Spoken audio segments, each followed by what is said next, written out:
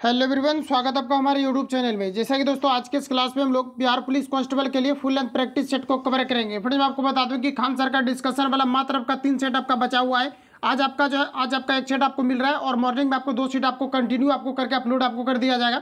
तो बिल्कुल आपका डिस्कशन वाला सेट आपका खत्म आपका हो जाएगा। कुछ छात्र कमेंट करते थे कि डिस्कशन वाला में आंसर दिख जाता है। देखिए आंसर भले आपको दिख जाता है, लेकिन ये आपका सिलेक्टिव क्वेश्चन है। हर हाल में आप सभी लोगों को कवर आपको करना है, क्योंकि यहाँ से क्वेश्चन डेफिनेटली आपके पूछे जाएंगे। तो आज के इस क्लास में हम लोग 100 क्वेश्चन को कवर करने वाले हैं, जिसमें कि फुल लेंथ आपका प्रैक्टिस सेट होगा। तो आराम से आप सभी लोगों को लगाना है, बिल्कुल आराम से हम लोग चलेंगे। क्वेश्चन को अटेम्प्ट भी लेना है और साथ ही आप लोगों को मेंटेन करना है एक्यूरेसी को। ज़्यादा से ज़्यादा एक्यूरेसी को मेंटेन करेंगे, वो ये आपके रिजल्ट को सुनिश्चित करेगा। तो शुरू करते हैं आज के इस क्लास को और चीज़ों को समझते हैं।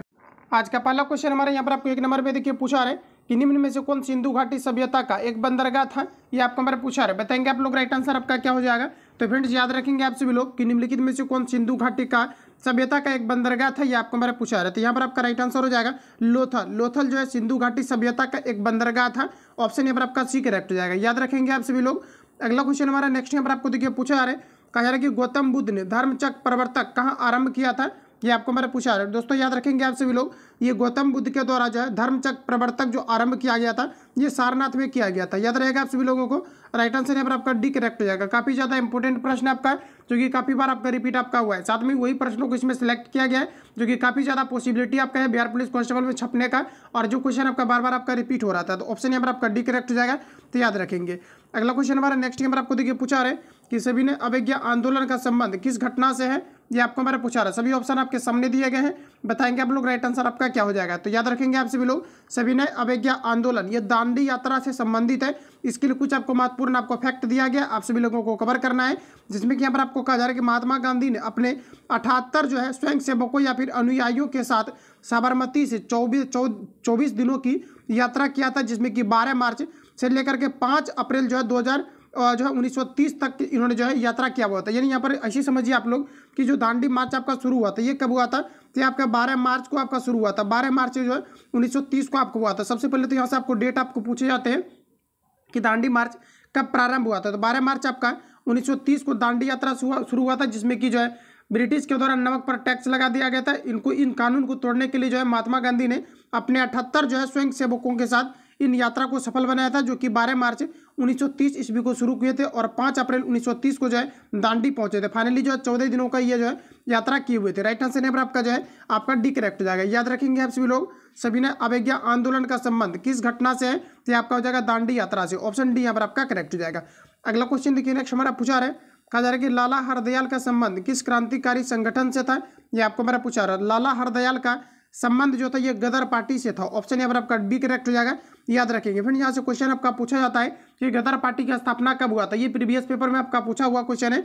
याद रखेंगे गदर पार्टी की जो स्थापना हुआ था ये आपके 25 जून को हुआ था। 25 जून 1913 को जो है गदर पार्टी की स्थापना किया गया था। डेट को आप लोग रिपीट कर लेंगे, डेफिनेटली आपके माइंड में फिट हो जाएंगे। गदर पार्टी की स्थापना किनके द्वारा किया गया था?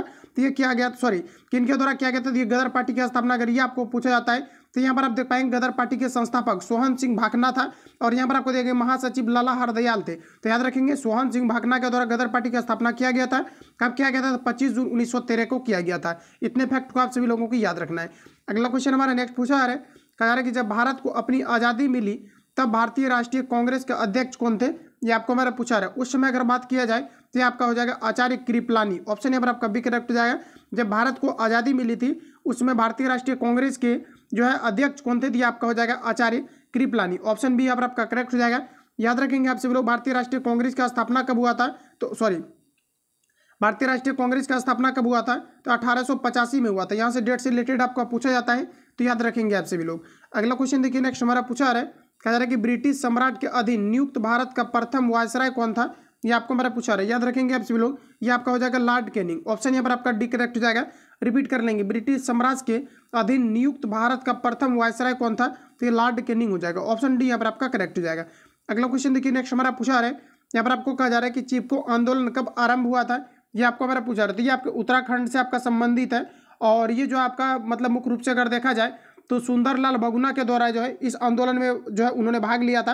और पेड़ पौधे को कटाव हेतु संबंधित जो है ये आपके घटना है जिसमें कि पेड़ पौधे को जो है कटाव को इसमें जो है रोका जा रहा था। तो ये आपको उत्तराखंड से आपका संबंधित है, ऑप्शन डी यहाँ पर आपका करेक्ट हो जाएगा। तो याद रखेंगे। और ये जो आंदोलन आपको पूछा रहा है कि कहाँ से आपका हुआ था, तो आपका उत्तर प्रदेश के चमोली जिले से। चूंकि अभी देखा जाए तो आपके अलग हो चुके हैं उत्तराखंड आपका, तो 1973 यहाँ पर आपका राइट आंसर हो जाएगा। 1973 की ये घटना है। इतने फैक्ट को आप लोग याद रखें।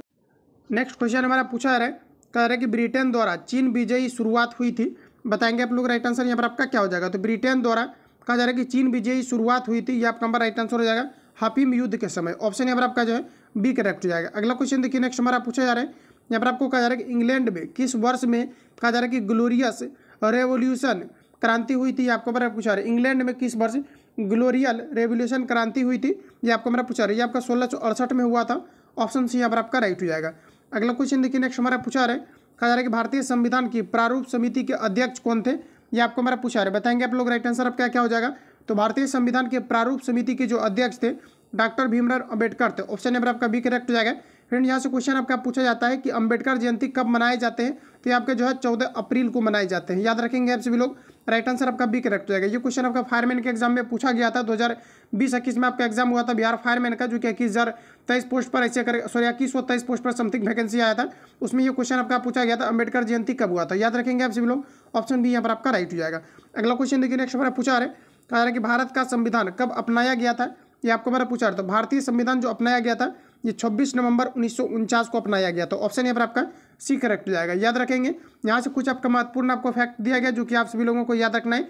भारतीय संविधान 24 नवंबर 1949 को अपनाया गया था तथा 26 जनवरी 1950 को भारत का संविधान प्रस्ताव में आया था, मतलब पूर्णतः जो लागू हुआ था ये आपका 26 जनवरी 1950 को हुआ था। लेकिन अगर बात किया जाए इसे जो अंगीकृत किया गया था ये आपका 26 नवंबर 1949 को ही कर दिया गया था। भारतीय संविधान को अपनाने के उपलक्ष्य में 26 नवंबर संविधान दिवस के रूप में मनाए जाते हैं।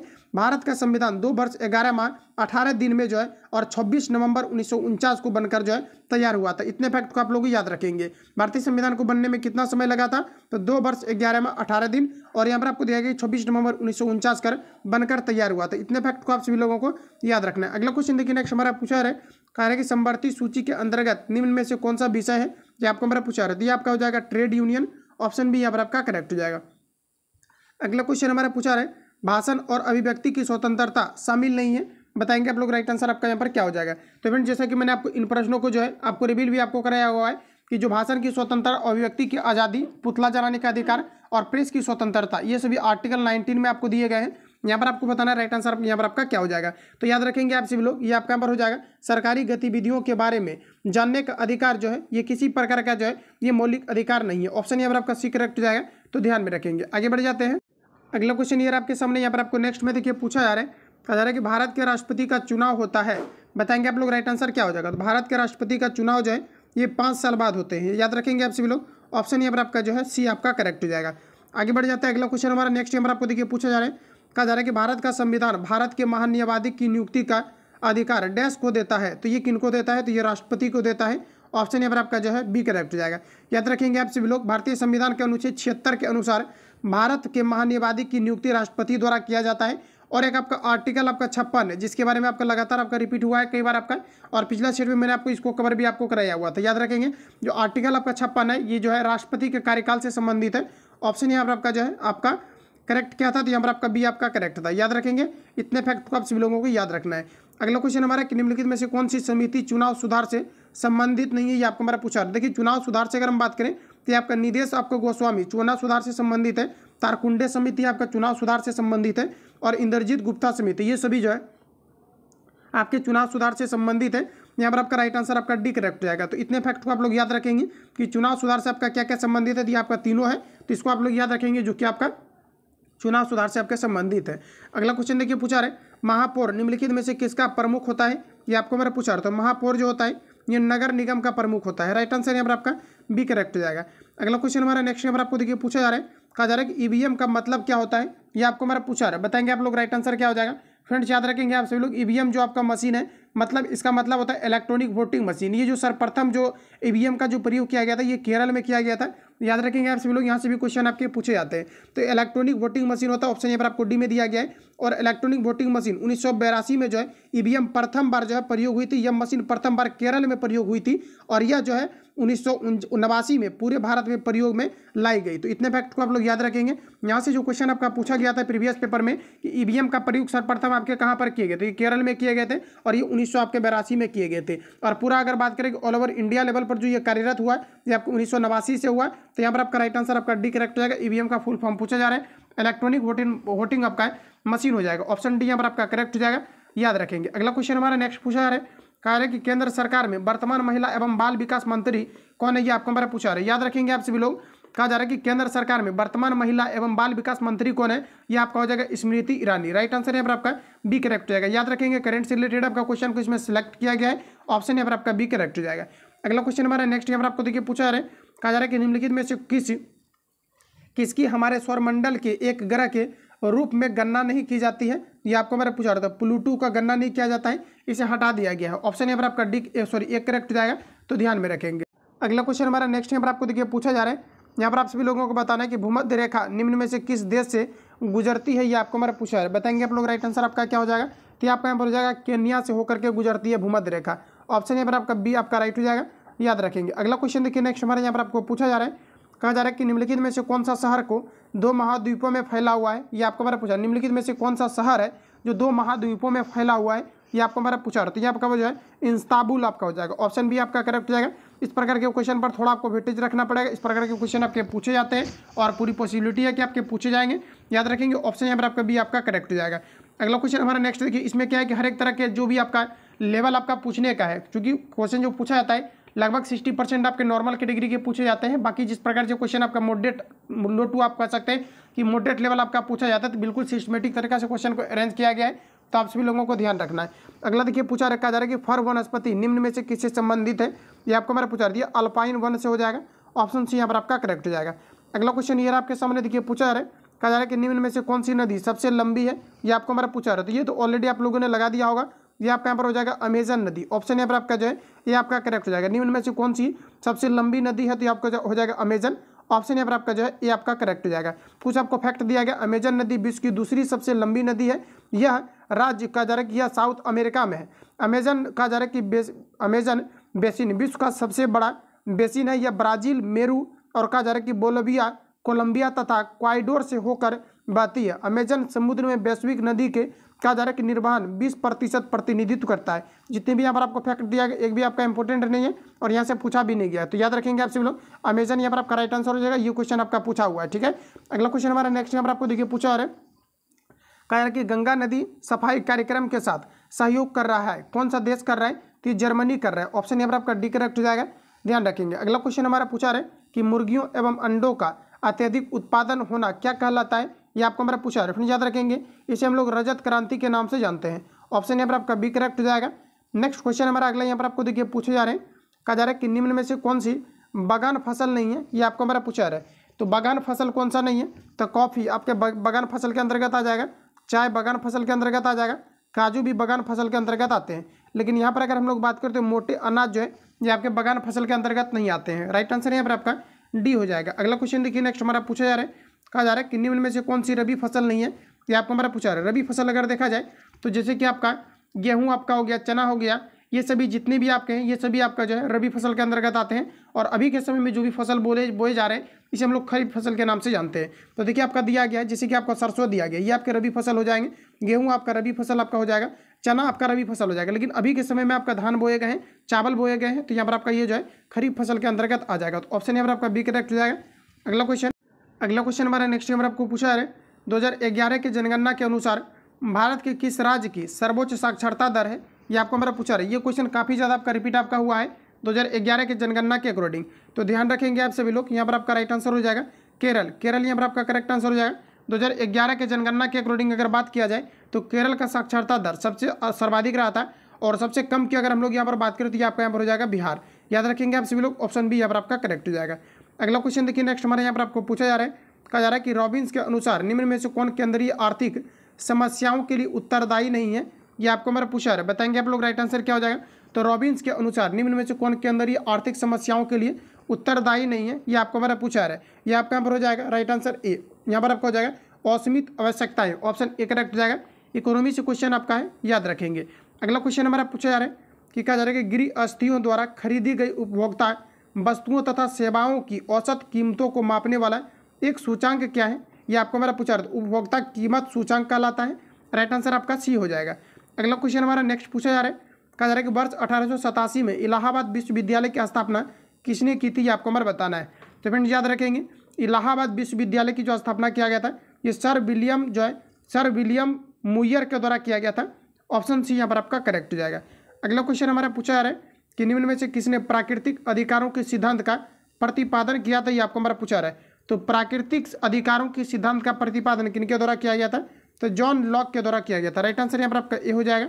अगला क्वेश्चन हमारा देखिए पूछा जा रहा है, कहा जा रहा है कि निम्न में कौन सी संधि यूरोप में कहा जा रहा है कि साम्यवाद को रोकने के लिए बनाई गई है, ये आपको हमारा पूछा रहा है। तो ये आपका यहाँ पर राइट आंसर आपका हो जाएगा नाटो। यहाँ से क्वेश्चन आपका पूछा जाता है NATO का फुल फॉर्म क्या होता है, तो नेशनल आपका हो जाएगा अटलांटिक ट्रेडी ऑर्गेनाइजेशन। याद रखेंगे आप सभी लोग। यहाँ पर आपका क्या क्या हो जाएगा, नाटो के बारे में आपको पूछा जाता है, मतलब NATO का आपका फुल फॉर्म क्या होता है, तो आपका यहाँ पर क्या हो जाएगा, तो आपका हो जाएगा नेशनल एरोनेटिक आपका treaty organisation, Atlantic treaty organisation हो जाएगा।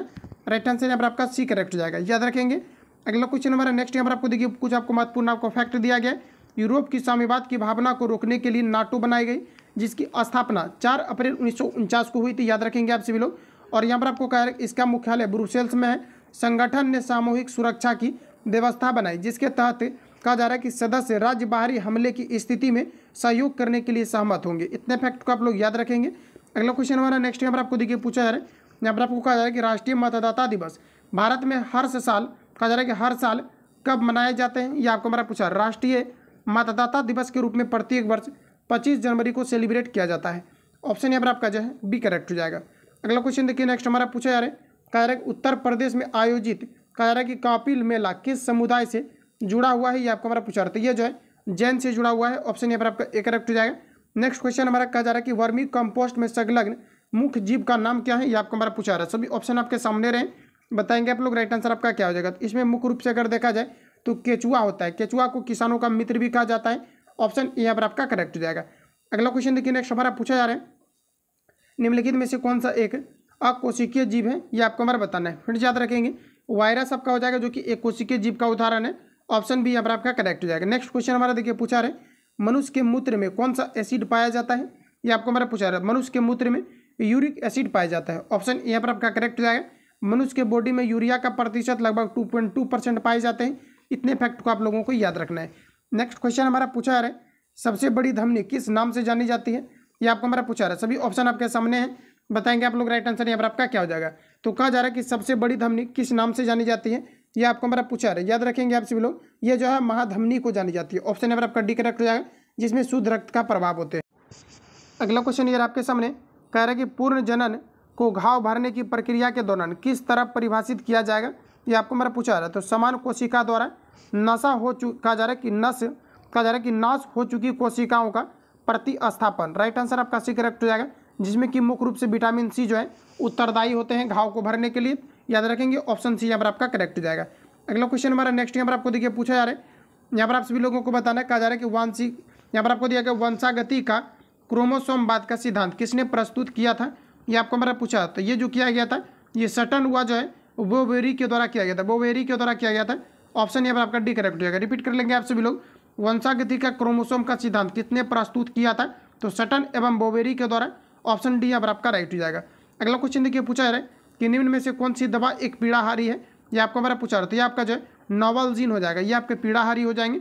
ऑप्शन सी करेक्ट हो जाएगा। अगला क्वेश्चन हमारा कि पादपों में प्रकाश संश्लेषण के दौरान बनने वाला प्रथम उत्पाद अस्थायी उत्पाद कौन सा है, ये आपको हमारा पूछा रहा है। सभी ऑप्शन आपके सामने दिए गए हैं, बताएंगे आप लोग। राइट आंसर आपका क्या हो जाएगा। तो याद रखेंगे पादपों में प्रकाश संश्लेषण के दौरान बनने वाला अस्थायी उत्पाद कौन सा है, तो ये आपका हो जाएगा पायरुविक एसिड। ऑप्शन ए यहाँ पर आपका करेक्ट हो जाएगा। नेक्स्ट क्वेश्चन हमारा पूछा है, कह रहे हैं कि विटामिन B9 का रासायनिक नाम क्या है, ये आपको हमारा पूछा रहा है। विटामिन बी जो है 9 का रासायनिक क्या है, तो ये आपका हो जाएगा फॉलिक एसिड। ऑप्शन डी यहाँ पर आपका राइट हो जाएगा।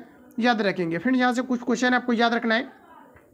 पूछा जाता है कि वसा में कौन कौन से विटामिन घुलनशील होते हैं, तो आपका हो जाएगा ADEK। AD और EK जो होता है ये वसा में घुलनशील होता है। जबकि वाटर सोलेबल की बात करें कि पानी में घुलनशील विटामिन कौन कौन से होते हैं, तो CH आपका B आपका होता है। तो याद रखेंगे आप सभी लोग।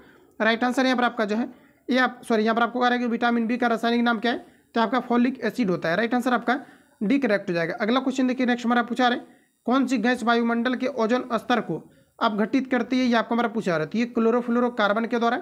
ऑप्शन सी यहाँ पर आपका एक यहाँ पर आपका करेक्ट हो जाएगा। ये जो आपका क्लोरोफ्लोरोकार्बन है ये क्या करता है, तो पराबैंगनी किरणों को जो है ये क्या करता है कि आने के लिए जो है बढ़ावा देती है, जो कि ओजोन परत को नष्ट करने का कार्य करती है। ऑप्शन यहाँ पर आपका ए राइट हो जाएगा। अगला क्वेश्चन ये आपके सामने पूछा जा रहा है कि निम्न में से कौन सा मूल मात्रक नहीं है, ये आपको हमारा पूछा रहा है। तो वैसा मात्रक जो किसी अन्य मात्रक की सहायता से व्यक्त की जाती है, इसे हम लोग कहते हैं आधारी मात्रक, फंडामेंटल क्वांटिटी। और जो कि स्वतंत्र होते हैं, जो किसी अन्य मात्रक की सहायता से व्यक्त नहीं की जाती है, इसे हम लोग बोलते हैं आधारी मात्रक।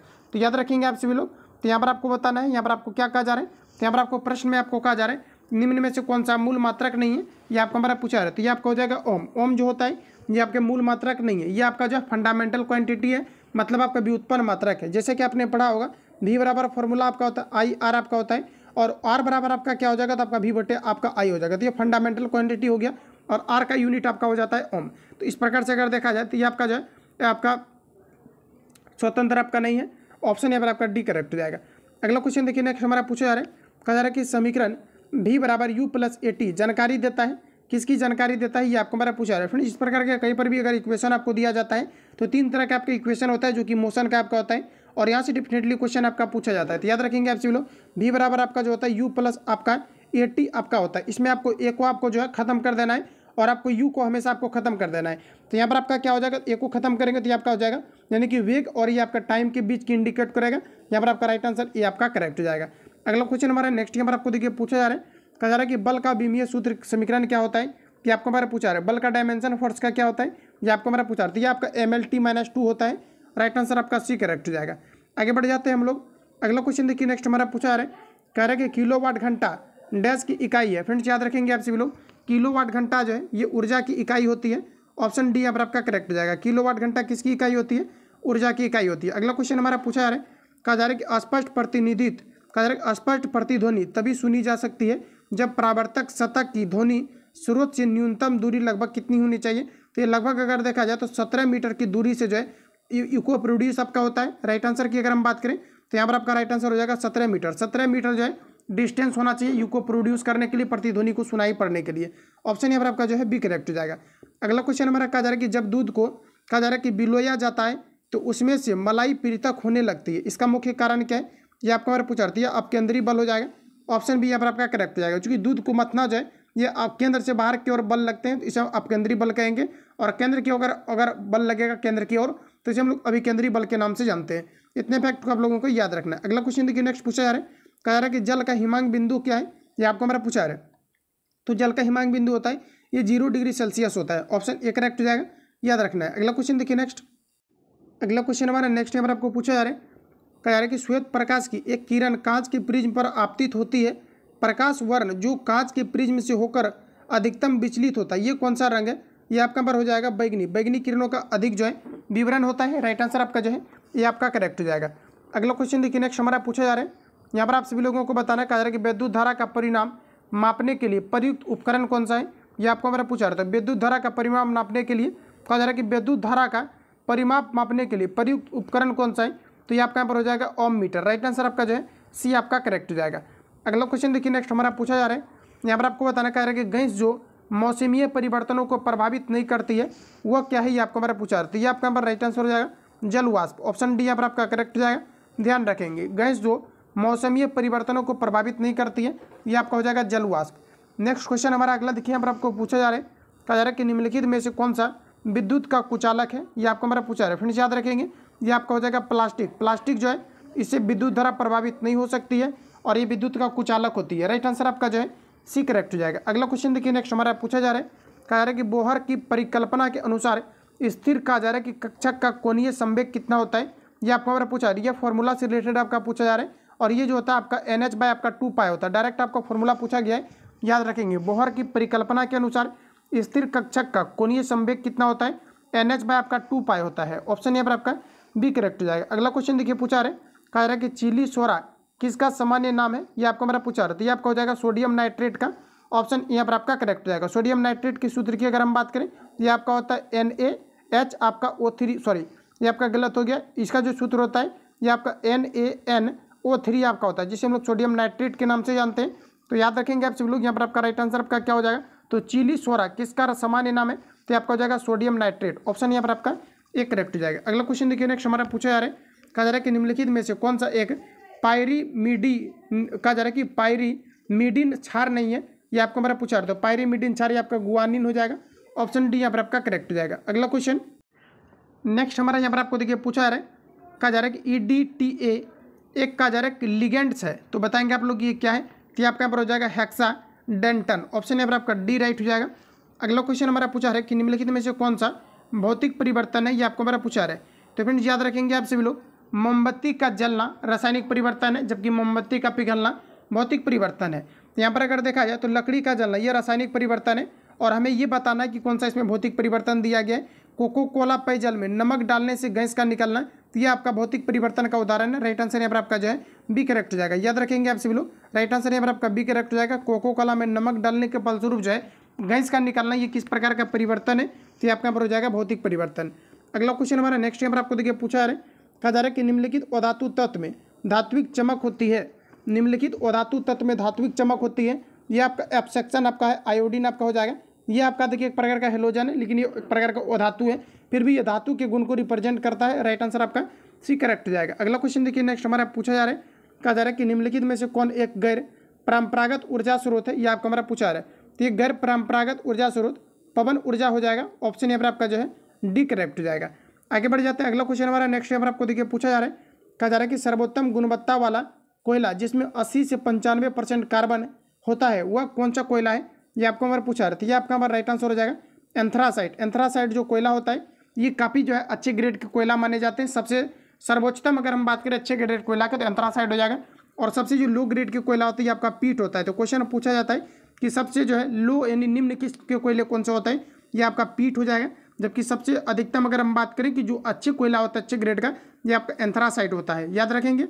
अगला क्वेश्चन हमारा नेक्स्ट यहाँ पर आपको देखिए पूछा जा रहा है, सामान्य पुरुष के शरीर का तापमान कितना होता है, ये आपको हमारा पूछा रहा है। सामान्य पुरुष के तापमान जो होता है बॉडी का, ये कितना होता है, ये आपको हमारा पूछा रहा है। तो यहाँ पर आपका राइट आंसर हो जाएगा, ये आपका 98.6 डिग्री सेल्सियस होता है। ऑप्शन सी यहाँ पर आपका सॉरी यहाँ पर आपको देखिए दिया गया है। अगर हम लोग यहाँ पर बात करें कि जो बॉडी का जो टेम्परेचर होता है, लगभग अगर देखा जाए तो 36.6 डिग्री आपका जो है सेल्सियस का आपका करीब होता है। लेकिन प्रश्न में जो आपको कहा जा रहा है, यहाँ पर आपको सेल्सियस में आपको दिया गया है, तो यहाँ पर जो आप लोग लगाएंगे, ये आपका यहाँ पर बी आपका करेक्ट हो जाएगा। ठीक है, तो ध्यान रखेंगे। और ऐसे अगर फ़ारेनहाइट की बात करें तो लगभग 98 डिग्री जो है फ़ारेनहाइट आपके होते हैं। तो इस प्रकार से आपको याद रखना है। अगला क्वेश्चन हमारा नेक्स्ट देखिए पूछा रहे, कहा जा रहा है अपने आप यह काम सीख लूँगा, इस वाक्य में निजवाचक सर्वनाम है, बताएंगे तो ये आपका हो जाएगा आप क्या है, निजवाचक सर्वनाम है। ऑप्शन यहाँ पर आपका ए करेक्ट हो जाएगा। अगला क्वेश्चन हमारा नेक्स्ट यहाँ पर आपको देखिए पूछा जा रहा है, कहा जा रहा है कि समझदार शब्द विशेषण का कौन सा भेद है, ये आपको हमारा पूछा रहा था। ये आपका हो जाएगा गुणवाचक विशेषण। ऑप्शन डी यहाँ पर आपका राइट हो जाएगा। अगला प्रश्न हमारा, निम्नलिखित प्रश्न में 4 विकल्पों में से उस सही विकल्प विकार का चयन करें जो रेखांकित शब्दों का सही अवयव भेद हो। कहा जा रहा है कि आज दिन भर वर्षा होती है, यहाँ पर आपको पूछा जा रहा है कि राइट आंसर आपका यहाँ पर क्या हो जाएगा, तो आज दिन भर वर्षा होती है। इससे आपको यहाँ पर बताना राइट आंसर आपका क्या हो जाएगा। देखिए किन चीज़ों को रिप्रेजेंट कर रहा है, तो क्रिया विशेषण का अवयव हो जाएगा। ऑप्शन यहाँ पर आपका जो है ये आपका करेक्ट हो जाएगा। अगला क्वेश्चन देखिए नेक्स्ट हमारा पूछा जा रहा है, कहा जा रहा है कि भीष्म पितामह ने आजीवन शादी न करने का प्रण लिया था, रेखांकित शब्द का समास कौन सा होगा, ये आपको हमारा पूछा रहा है। तो भीष्म पितामह ने आजीवन शादी न करने का प्रण लिया था, इसमें बताना है कि रेखांकित शब्द में। तो यहाँ पर अगर देखा जाए तो रेखांकित शब्द आपको कहीं पर भी आपको नहीं दिए गए हैं, लेकिन कहा जा रहा है कि भीष्म पितामह ने आजीवन शादी न करने का प्रण लिया था, रेखांकित शब्द में कौन सा समास होगा, तो इसमें आपको यहाँ पर दिया होगा भीष्म पितामह। तो इसके लिए यहाँ पर आपको पूछा जा रहा है इसमें आपका किस प्रकार का आपका समास है, तो आपका अव्ययीभाव समास हो जाएगा। ये दोनों आपके अलग अलग हो जाएंगे। तो ऑप्शन यहाँ पर आपका ये करेक्ट हो जाएगा। अगला क्वेश्चन हमारा है, कहा जा रहा है कि दिए गए काले अक्षर का पर्यायवाची छाटिए, राष्ट्रीय झंडे का हम सभी अभिवादन करते हैं, बताएंगे आप लोग राइट आंसर क्या हो जाएगा, तो ये आपका यहाँ पर हो जाएगा पताका। ऑप्शन यहाँ पर आपका जो है बी आपका करेक्ट हो जाएगा। अगला क्वेश्चन हमारा वृद्धि का विलोम शब्द क्या होगा, ये आपको हमारा पूछा रहा है। वृद्धि का आपका क्षय हो जाएगा, राइट आंसर आपका डी करेक्ट हो जाएगा। अगला प्रश्न हमारा कहा जा रहा है कि लोकगीति का अर्थ क्या है, ये आपको हमारा पूछा है। तो लोक की उक्ति, इसे हम लोग लोकगीति कहते हैं। ऑप्शन ए करेक्ट हो जाएगा। तो हिंदी के जो भी प्रश्न आपको मिलेंगे आप सभी लोगों को माइंड में फिट करते चलना है। अगला क्वेश्चन हमारा पूछा रहे, कहा है राम तंजू में राम कहा जा रहा है कि तंजू मैं गुरु ना कहा जा रहा है कि गुरु ना बिसारू, गुरु के सम कहा जा रहा है कि हरिकुनन निहारू उपर्युक्त पंक्तियों में से किसको महत्व दिया गया है, ये आपको मेरा पूछा रहता है। ये गुरु को महत्व दिया गया है। राइट आंसर आपका डी करेक्ट हो जाएगा। नेक्स्ट अगला प्रश्न ये आपके सामने पूछा जा रहा है कि निम्न में कौन से अन्य वैदिक साहित्य का हिस्सा नहीं है, ये आपको मेरा पूछा रहता है। ये आपका यहाँ पर हो जाएगा वेदांग, ऑप्शन यहाँ पर आपका डी राइट हो जाएगा। अगला क्वेश्चन देखिए नेक्स्ट हमारा पूछा रहा है, कहा जा रहा है कि हिंदी शब्दकोश में अक्षर का क्रम किस वर्ण के बाद आता है, ये आपको मेरा पूछा रहा है। अक्षर जो होता है ये किसके बाद आता है, तो को देखिए हिंदी में कहा जा रहा है कि हिंदी शब्द में अक्षर का वर्ण कहा जा रहा है कि किस वर्ण के बाद आता है, ये आपको हमारा पूछा रहा है। तो देखिए अक्षर जो है वर्ण किस वर्ण के बाद आता है, ये आपको हमारा पूछा रहा है। तो बताएंगे आप लोग राइट आंसर आपका यहाँ पर क्या हो जाएगा। तो यहाँ पर आपको देखिए आपको दिया गया को, ये आपका यहाँ पर नहीं हो जाएगा। चौ के बाद आपका छ होता है, त्रो के बाद आपका ज्ञा होता है, और ये सभी यहाँ पर आपका फाइनली आपका जो है गलत आपको दिए गए हैं। अक्षर जो आपका होता है ये आपके वो के बाद आपका अक्षर होता है, क्योंकि प्रश्न में कहा जा रहा है कि हिंदी शब्दकोश में अक्षर का क्रम किस वर्ण के बाद आता है, तो वो के बाद आपका जो अक्षर का क्रम आता है। इसलिए यहाँ पर आपका सभी ऑप्शन आपको यहाँ पर गलत दिए गए। यहाँ पर आपको देखिए प्रश्न में आपको कहा जा रहा है हिंदी शब्दकोश में क का क्रम जो है क वर्ण के बाद आता है। अक्षर कहा जा रहा है कि व्यंजन है अक्षर क प्लस स्व से बनता है। इस प्रकार से यहाँ पर आपको दिया गया है। लेकिन देखिए मैंने आपको एक प्रश्न आपको कराया हुआ था कि त्रो जो है आपका, त्रो जो आपका है ये त्रो जो है किस वर्ण के बाद आता है। तो देखिए त्रो जो आपका होता है अक्षर के बाद आपका आता है। इस प्रकार से क्वेश्चन आपका पूछा गया है। लेकिन यहाँ पर क्वेश्चन कुछ आपको अलग टाइप से आपके पूछे जा रहे हैं। यहाँ पर देखिए आपको क्या कहा जा रहा है, क्वेश्चन में कहा जा रहा है कि हिंदी शब्दकोश में अक्षर का क्रम किस वर्ण के बाद आता है। इसमें किसी भी ऑप्शन आपको नहीं दिया गया है। यहाँ पर आपका डाउट आपका है, आप लोग कमेंट करेंगे। अगला क्वेश्चन हमारा नेक्स्ट यहाँ पर आपको देखिए पूछा जा रहा है। यहाँ पर आपको कहा जा रहा है कि fill in the blanks with the appropriate article. कहा जा रहा है कि the order of his transfer has been issues by the, कहा जा रहा है by the authority no error. तो बताएंगे आप लोग यहाँ पर आपका राइट आंसर आपका यहाँ पर क्या हो जाएगा। तो ये आपका राइट आंसर हो जाएगा हैज़ बीन इशूज, ऑप्शन यहाँ पर आपका सी आपका करेक्ट हो जाएगा। क्योंकि यहाँ पर आपको एरर आपको छाटना है। सॉरी यहाँ पर आपको कहा जा रहा है कि fill in the blanks with appropriate articles के बारे में बताना है। यहाँ पर आपका राइट आंसर जो है सी आपका करेक्ट हो जाएगा। अगला क्वेश्चन देखिए नेक्स्ट हमारे यहाँ पर आपको पूछा जा रहा है, कहा जा रहा है कि dash you help me with, कहा जा रहा है कि हाउस वर्क। बताएंगे आप लोग प्रीपोजिशन के रूप में आपका क्या प्रयोग होगा, ये आपका कुड का प्रयोग होगा, ऑप्शन सी राइट हो जाएगा। अगला क्वेश्चन हमारा पूछा रहा है कि फिलिंग, कहा जा रहा है कि filling the blanks with appropriate preposition. कहा जा रहा है कि ही ट्रेवल्स डैश कार, तो बाय कार हो जाएगा, ऑप्शन बी यहाँ पर आपका करेक्ट हो जाएगा। कार या बस अगर कुछ भी रहता है तो यहाँ पर आपका बाय का प्रयोग होता है। बाय इसलिए होगा यहाँ पर आपका कि क्योंकि कार के द्वारा सफर किए जा रहे हैं। अगला क्वेश्चन हमारे कि dash is the synonyms of, यहाँ पर आपको कहा जा रहा है कि डेनियल, तो डेनियल का साइनोनिम्स आपको बताना है। बताएंगे आप लोग राइट आंसर आपका क्या हो जाएगा। ये आपका हो जाएगा रिजेक्शन, ऑप्शन यहाँ पर आपका जो है एक करेक्ट हो जाएगा। नेक्स्ट क्वेश्चन हमारा देखिए पूछा जा रहा है, कहा जा रहा है एंटोनिम्स वर्ड बताना है। फेबल आपको दिया गया, तो फेबल का एंटोनिम्स क्या होगा, ये आपको मेरा पूछा रहा था। फेबल का आपका हो जाएगा रियलिटी, ऑप्शन यहाँ पर आपका जो है डी करेक्ट हो जाएगा। नेक्स्ट क्वेश्चन हमारा कि choose the correct option for underline. कहा जा रहा है कि phrase from the words given below, तो यहाँ पर आपको कहा जा रहा है कि it was discovered that young man was over, कहा जा रहा है कि हेड एंड, कहा जा रहा है कि एर्स इन लव विथ हर। बताएंगे आप लोग यहाँ पर आपका राइट आंसर आपका क्या हो जाएगा।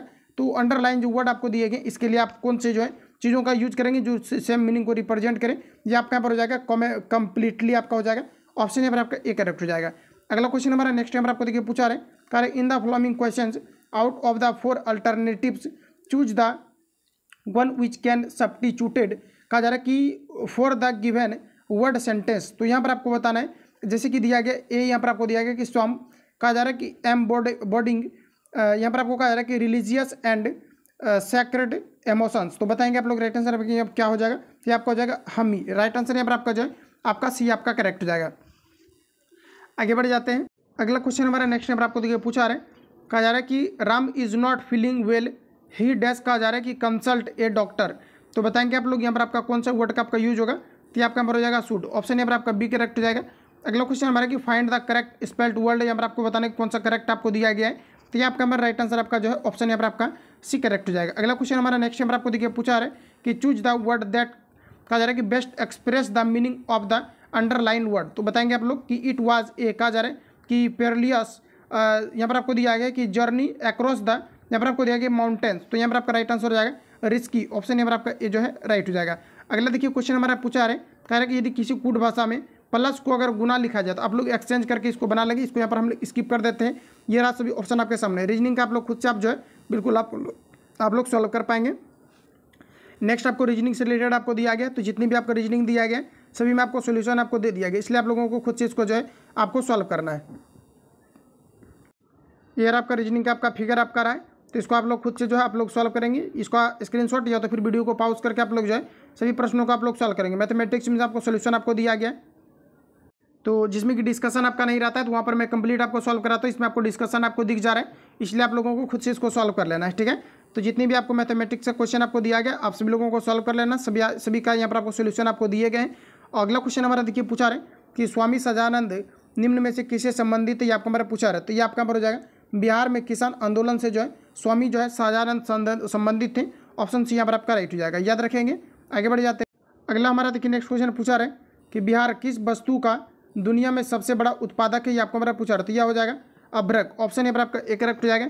इंपोर्टेंट क्वेश्चन रहेगा एग्जाम पॉइंट ऑफ व्यू से आपका, याद रखेंगे। अगला क्वेश्चन हमारा नेक्स्ट यहाँ पर आपको देखिए पूछा रहा है कि प्रधानमंत्री स्ट्रीट वेटर की आत्मनिर्भर निधि योजना ने हाल ही में सफलतापूर्वक कितने कहा जा रहा है कि वर्ष पूरे किए हैं, ये आपको हमारा पूछा रहा था, ये आपका पर हो जाएगा 3 वर्ष।